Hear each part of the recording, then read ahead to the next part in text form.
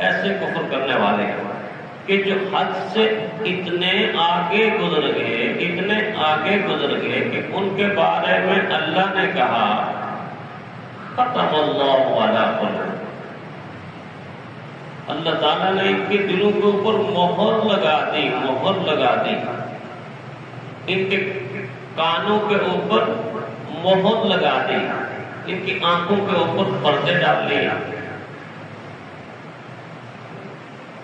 سوچنے کی بات یہ ہے کہ اتنی رحیم اور کریم ذات جو ہر وقت انسان کی بخشش کے بہانے تلاش کرتی ہے، آخر اس ذات نے ان کے دلوں کے اوپر مہر لگا دی۔ خود اللہ نے بتایا کیوں لگائی، فرمایا لَهُمْ قُلُوبٌ لَا يَفْقَهُونَ بِهَا وَلَهُمْ أَعْيُنٌ لَا يُبْصِرُونَ بِهَا وَلَهُمْ آذَانٌ لَا يَسْمَعُونَ بِهَا۔ میں نے دل دیے یہ نہیں سمجھتے، میں نے کان دیے یہ نہیں سنتے، میں نے آنکھیں دی یہ نہیں دیکھتے، یہ تو چوپائے ہیں۔ اور جس طرح پتھر کا ذکر کر کے کہا کہ نہیں تم سمجھو گے نہیں، یہاں بھی چوپایوں کا ذکر کر کے کہا نہیں چوپائے کہہ دیتا تو آپ کہتے کہ چوپایوں سے تو بہت سارے فائدے وابستہ ہیں، نہیں کہ نہیں؟ حلال جانوروں سے کتنے بڑے فائدے وابستہ ہیں، ان کا دودھ ہم استعمال کرتے ہیں، ان کی کھاد ہم استعمال کرتے ہیں، ان کے بال ہم استعمال کرتے ہیں، ان کا گوشت ہم استعمال کرتے ہیں، ان سے سواری کے ہم فائدے لیتے ہیں، کتنے بڑے فائدے ہیں ان کے اندر، کئی بیماریوں کا علاج ان سے وابستہ ہے۔ تو اگر جانور قرار دیتے تو پھر لوگ کہتے جی چلو جانور ہی ہے نا، تو جانوروں سے بھی کچھ نہ کوئی فائدہ لیا جا سکتا ہے، تو لہٰذا ان کافروں سے بھی کوئی نہ کوئی فائدہ یا فائدے کی امید یا خیر کی امید رکھی جا سکتی ہے۔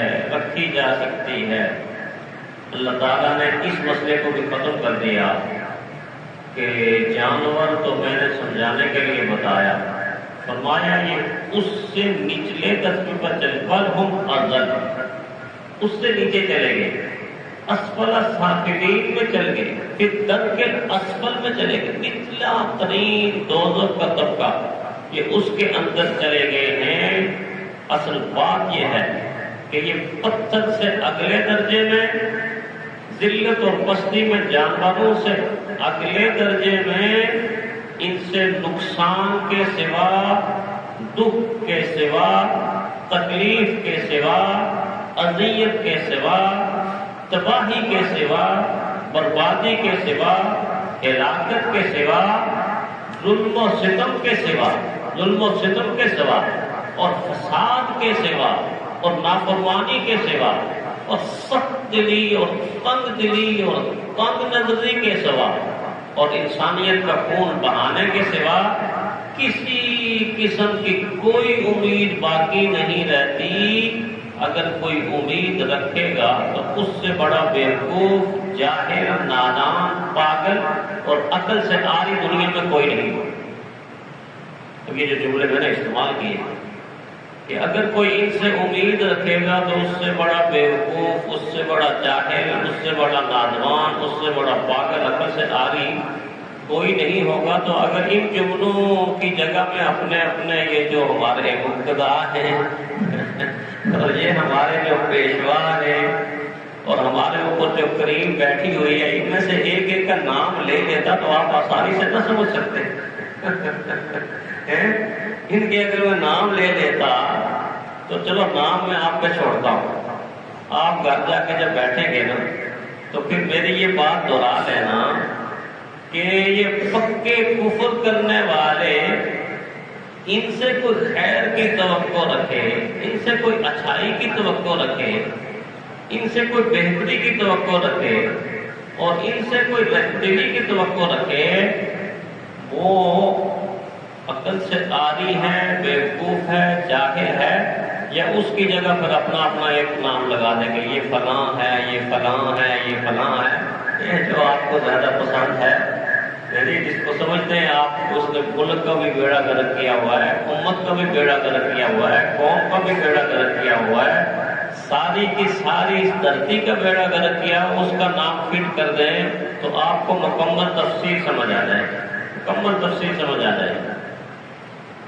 ان لوگوں سے خیر کی توقع نہیں. کہتے ہیں نا کہ بے سود ہے ظالم سے محبت کی توقع.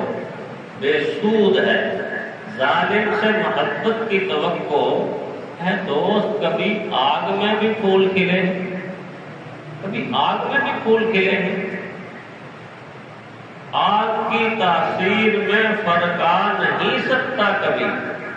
آگ کی تاثیر میں فرق آ نہیں سکتا کبھی، چاہے اس کی عمر پر پوجا کرے آتش پرست.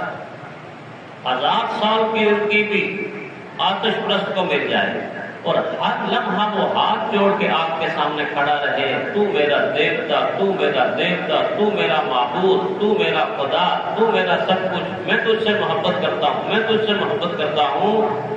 جب بھی وہ اس آگ کو ہونٹوں سے لگائے گا، آگ اس کے لبوں کو جلا کے رکھ دے گا، آگ اس کے ہاتھوں کو جلا کے رکھ دے گا. آگ اس سے وفا نہیں کرے گی. اس کی تاثیر جلانا ہے جلا دے گی، سانپ کی تاثیر ڈسنا ہے ڈس جائے گا، کتے کی نیچر بھونکنا ہے وہ بھونکتا ہی رہے گا، چاہے جتنا مرضی آپ اس کے سامنے کھڑے ہو کے بس کرو یار بس کرو. نیچر ہے، فطرت ہے. ان ظالموں کی نیچر اور فطرت کو قرآن حکیم بتا رہا ہے. اب شروع کی آیات میں بتا رہا ہے. اس کے باوجود امت سو کے بیٹھنا سمجھے. پھر امریکہ سے خیر کی توقع، پھر اسرائیل سے خیر کی توقع، پھر فرانس سے خیر کی توقع، پھر جرمنی سے خیر کی توقع، پھر یہودیوں سے خیر کی توقع، پھر نصرانیوں سے خیر کی توقع. اس سے بڑا کوئی بیوقوف اور جاہل ہوگا جو میں نے پہلے لفظ استعمال کیا؟ کوئی ان سے بڑا یا تو بیوقوف، نادان، جاہل اور پاگل عقل سے عاری ہیں، یا پھر یہ ہے کہ نمائندے ان کے ہیں اور ہمیں یہ بتاتے ہیں کہ ہم آپ کے ہیں. دوسری وجہ یہی ہو سکتی ہے، نمائندے ان کے ہیں اور بتاتے ہمیں یہ ہے کہ ہم تو بڑے آپ کے خیر خواہ ہیں، بڑے ملک کے خیر خواہ ہیں، بڑے قوم کے خیر خواہ ہیں. امت کا تو درد ہمارے سینوں کے اندر چھپا ہوا ہے، اندر ہی چھپا ہوا ہے، باہر نظر کچھ نہیں آتا. امت کٹ رہی ہے، امت مر رہی ہے، امت رل رہی ہے، امت تڑپ رہی ہے. امت کے بچے اور چھوٹے معصوم چیخیں آسمان کو چھو رہی ہیں ان کی، لیکن وہ درد ایسا ہے کہ وہ ادھر سے باہر آتا نہیں ہے. اس کا مطلب یہ ہے کہ سینے کے اندر درد موجود نہیں ہے، سینے کے اندر کفر موجود ہے، نفاق موجود ہے، اور سینے کے اندر سخت دلی موجود ہے. اور دل ہے ہی نہیں ہے، دل پتھر بن چکا ہے، اس سے بھی زیادہ ہے. اب ایک طرف قرآن یہ ہمیں بتا رہا ہے، دوسری طرف حالات اور تاریخ ہمیں یہ بتا رہی ہے کہ یہ لوگ کتنے سخت دل ہیں، کتنے سخت دل ہیں. اگر یہودیوں کی تاریخ اور نصارہ کی تاریخ آپ پڑھیں گے تو دل کانپ جاتے ہیں، دل کانپ جاتے ہیں. ابھی ایک کتاب نظر سے گزری اور اس کتاب کے اوراق کو جب انسان کھولتا ہے، چند تصویروں کو دیکھتا ہے تو بس جی کرتا ہے کہ آگے نہ بڑھے، آگے نہ بڑھے، آگے نہ بڑھے. جس بے دردی کے ساتھ یہود و نصارہ نے انسانیت پر، مسلمانوں پر تو ظلم کے پہاڑ توڑے ہی توڑے، اب بھی توڑ رہے ہیں. یہ انسانیت کے دشمن لوگ، انسانیت کے دشمن لوگ ہیں. یہود و نصارہ اور ہندوؤں نے جو ظلم ہندوستان میں کیا، بدھ مذہب والوں نے برما میں کس طرح کھڑے کر کر کے مسلمانوں کے بازو ایسے کاٹتے رہے، ایسے ہاتھ رکھو، نیچے ہاتھ رکھا اور اوپر سے ٹوکا مار کے انگلیاں کاٹتے رہے، آدھی کے ساتھ ان کو چیرتے رہے. یہ وہ تاریخ ہے جو ویڈیو کی صورت میں محفوظ اور چھپی ہوئی ہے. کوئی ایسی نہیں ہے کہ کسی زمانے میں ظلم ہوتا تھا تو پتہ ہی نہیں چلتا تھا، ظلم ہو گیا اور چل گیا. یہ سارے کے سارے ظلم و ستم کی تاریخ کیا ہمیں معلوم نہیں ہے؟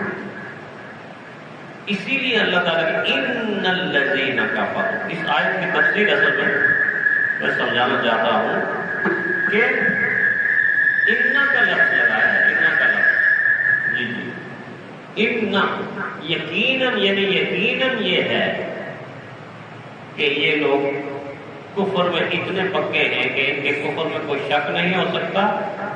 دوسری بات یہ کہ دل اتنے کالے ہیں کہ ان کے دلوں میں سفیدی اتر نہیں سکتی، دل اتنے سخت ہیں کہ ان کے دلوں میں نرمی اتر نہیں سکتی۔ ایک نشانی، گناہ کرنے میں ان کو لطف آتا ہے اور نیکی کرنے سے ان کو وحشت ہوتی ہے۔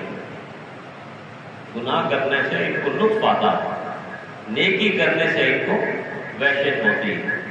ایک نشانی یہ، گمراہی کے خریدار ہیں، گمراہی کو خریدنے کے لیے تیار ہیں، شیطان کے وفادار ہیں، ظلم کے پہرے دار ہیں اور ظالموں کے عہدیدار ہیں اور زمانے بھر کے دھوکے باز اور مکار ہیں۔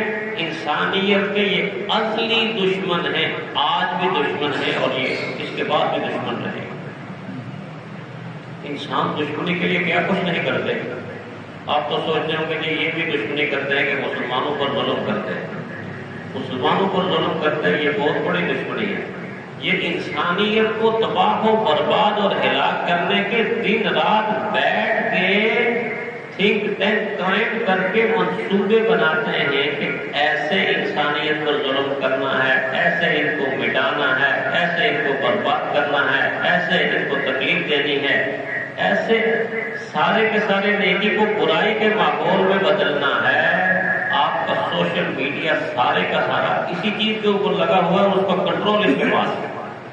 حیا کو بے حیائی میں کیسے بدلنا ہے، لباس کو بے لباسی میں کیسے بدلنا ہے، ان کا جو دینی مزاج یہ ہے کہ یہ غیرت مند ہے، ان کو بے غیرت کیسے کرنا ہے، یہ بہادر ہیں، ان کو بزدل کیسے بنانا ہے، یہ رحم دل ہیں، ان کو ظالم کیسے بنانا ہے، یہ اتحاد کے چاہنے والے ہیں، ان کو آپس میں لڑانا کیسے ہے، اس پر باتیں بھی صرف ہوتی ہیں، دن بھی صرف ہوتے ہیں۔ ان کا جینیس ترین طبقہ، ذہین ترین طبقہ اپنے اپنے مدار میں بیٹھ کے سوچتے بھی ہیں، پلاننگ بناتے ہیں، عمل کرتے ہیں۔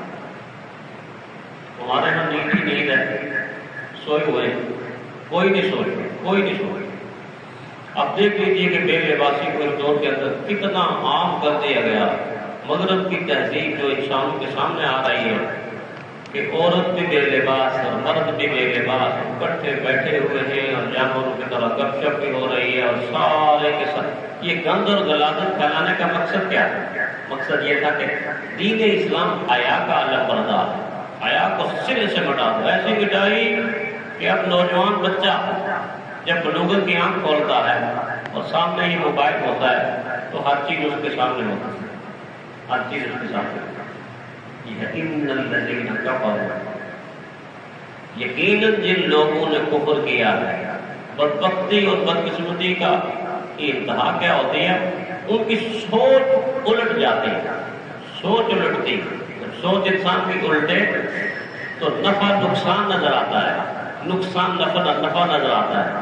وہ گناہ کو نیکی کا درجہ دے کے لوگ دنیا میں پھیلائیں گے اور نیکی کو گناہ کر کے دکھائیں گے، سچ کو جھوٹ کر دیں گے، جھوٹ کو سچ کر دیں گے، حلال کو حرام کر دیں گے، حرام کو حلال کر دیں گے، کفر کو عین اسلام ثابت کریں گے اور ایمان کو کفر ثابت کریں گے، بلندی کو پستی بنا کر دکھائیں گے اور پستی کو عروج بنا کر دکھائیں گے۔ مسلمانوں کی یہ اس میں بڑی بلندی ہے، اس میں بڑی عظمت ہے، سارے گناہوں کو ایسے کر کے یہ ترقی کا یہ راستہ ہے، حالانکہ تباہی کا راستہ وہ ہوتا ہے۔ تو بلندی کو پستی کریں گے اور پستی کو بلندی کریں گے، اور اسی طرح ناکامی کو کامیابی بنا کے دکھائیں گے اور کامیابی کو ناکامی بنا دیں گے۔ اس لیے اللہ تعالیٰ نے فرمایا ان الذین کفروا سواء علیہم اانذرتہم، یقیناً جن لوگوں نے کفر کر دیا، انکار کر چکے، اے میرے محبوب آپ کا ڈرانا اور نہ ڈرانا برابر ہی ہے۔ لا یؤمنون، لا اللہ کا ایمان نہیں لائیں گے، کیونکہ اللہ دلوں کے اندر کی بات کو دیکھتا ہے، اندر کے حالات کو دیکھتا ہے۔ فرمایا ان کے دلوں کے اوپر مہر، کانوں کے اوپر مہر، وعلی ابصارہم غشاوہ، آنکھوں کے اوپر پردے، ولہم عذاب عظیم، ان کے لیے بڑا عذاب ہے۔ اور ایک نقطہ یہ ہے کہ ان کے کفر کے پکے ہونے میں کیا شک ہے کہ جن کو دعوت امام الانبیاء دے، جن کو دعوت کوئی عام نہیں، کوئی مولوی صاحب نہیں، کوئی پیر صاحب نہیں، کوئی ولی نہیں، کوئی متقی نہیں، کوئی پرہیزگار نہیں، عام اہل ایمان نہیں، جن کو دعوت وہ دے کہ سارے کے سارے نبیوں کے نبی، رسولوں کے رسول، اماموں کے امام، اتنی بڑی پرتاثیر اور مبارک زبان سے دعوت دی جا رہی ہے، اور اگر وہ دعوت میں اثر نہیں کرتی تو اس کا مطلب یہ ہے کہ یہ اپنے کفر کی انتہا کو پہنچے، کفر کی انتہا کو پہنچے۔ تو ایسے کفار و مشرکین آج بھی اس امت کے اوپر مسلط ہیں، ہمیں چاہیے کہ ہم ان کو جانیں، پہچانیں اور ان کے ظلم سے نجات حاصل کرنے کی کوشش کریں۔